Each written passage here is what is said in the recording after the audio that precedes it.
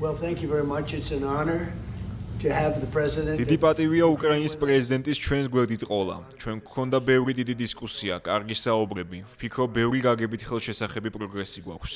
მოგეხსენებათ, სულ ახლახან შეხვედრა მქონდა რუსეთის პრეზიდენტთან. ვფიქრობ, არსებობს შესაძლებლობა, რომ რაღაც გამოგვივიდეს. ამიტომ დღევანდელი შეხვედრა ძალიან მნიშვნელოვანია. ჩვენ სტუმრად გვყავს ევროპის 7 ძალიან ძლიერი ლიდერი, რომლებსაც შევხვდებით. მადლობა პრეზიდენტ ზელენსკის აქ ყოფნისათვის. Europe, and we're going to be meeting with them right after this meeting. And thank you very much for being here.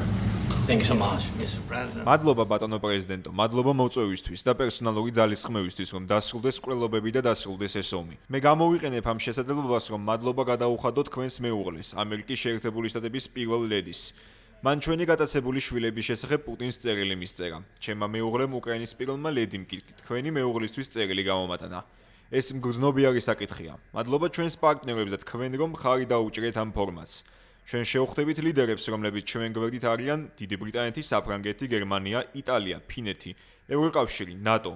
ყველა პარტნიორი მხარს გვიჭერს და მადლობა მათ ამისათვის. Ukraine supporting us. Thanks to them and thank you very much for invitation.